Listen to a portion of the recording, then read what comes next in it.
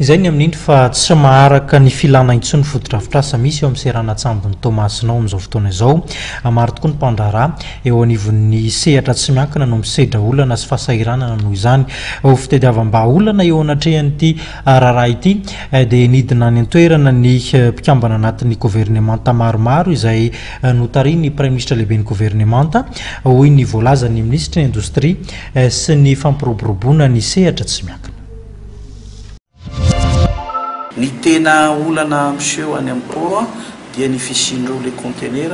mijanona ao amin'ny terre-plein ao amin'ny porte Matavy BDB ka manakana ny opération atao amin'ny port na ny opération any amin'ny fanondranana na ny opération any amin'ny fanafarana entana vaovao satria dia efa feno ny terre-plein ka ny vahaolana raisina zany dia fitadiavana ny tompon'ireo entanareo asaina lay ny entana rehefa simba izy dia asainy sobaina raha toka tsy azo alaina intsony ny conteneur fa ho atao zany izay mampalaraka ny terre-plein zay ny voalohany dia ny faharoa efa manomboka ny fanamboarana fanitarana terre-plein ao amin'ny port Tamatavy zao mba mahana anio olana manjo ny industriel sy ny opérateur antsika ny mpandrarà malagasy.